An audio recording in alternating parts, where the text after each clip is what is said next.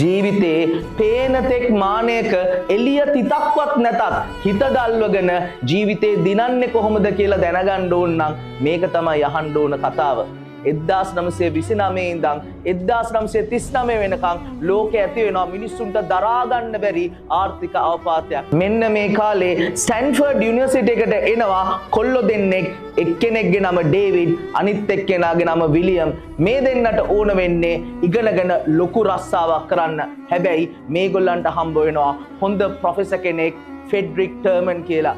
මෙන්න මේ ප්‍රොෆෙසර් මේ කොල්ලෝ දෙන්නම මොටිවේට් කරනවා තමන්ගේම බිස්නස් එකක් කරන්න කියලා. හැබැයි කොල්ලෝ දෙන්නගේ අතේ සල්ලි 7-5ක්වත් නැහැ. ඒක නිසා පුංචිම ගරාජ් එකක මේගොල්ලන්ගේ පළවෙනි බිස්නස් එක පටන් ගන්නවා. පළවෙනි ප්‍රොඩක්ට් එක හදනවා, ඒක ෆේල් වෙනවා. දෙවෙනි ප්‍රොඩක්ට් එක හදනවා, ඒකත් ෆේල් වෙනවා. මේ විදියට ප්‍රොඩක්ට්ස් ගණනාවක් හද බලනවා, හැම එකම ෆේල් වෙනවා. හැබැයි මේ දෙන්නට තිර අදිටනක් තියෙනවා මේ බිස්නස් එක අපි කොහොම හරි ගොඩ දානවා කියලා. අන්න ඒ විශ්වාසයෙන් මේ කොල්ලෝ දෙන්න හදනවා සවුන්ඩ් එක ස්ටේබලයිස් කරන්න පුළුවන් ඩිවයිස් එකක්. ඒක හදලා ක්ලයන්ට්ස් ලගාවට මාස ගාණක් පස්සේ ගිහිල්ලා එකක්වත් විකිනෙන්නේ නැහැ. ආපහු බිඳුවට වැටෙනවා. එහෙම වැටිලා ඉන්නකොට මේ කොල්ලෝ දෙන්නට පුළුවන් වෙනවා මේකෙන් යුනිට් 8ක් වෝල්ට් ඩිස්නි කම්පැනි එකට විකුණන්න.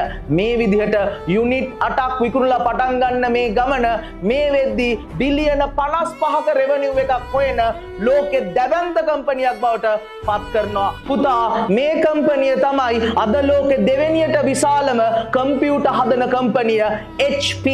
මේ කොල්ලෝ දෙන්නගේ නම් දෙක තමයි ඩේවිඩ් පකාඩ් සහ විලියම් හැබ්ලට්. මේ වගේ කොල්ලෝ දෙන්නෙක්ට පුළුවන් වුණා නම් මුළු ලෝකෙම වෙනස් කරන්න පුතා ඔයාටත් පුළුවන් හිත දල්වගෙන වැඩ කරන්න.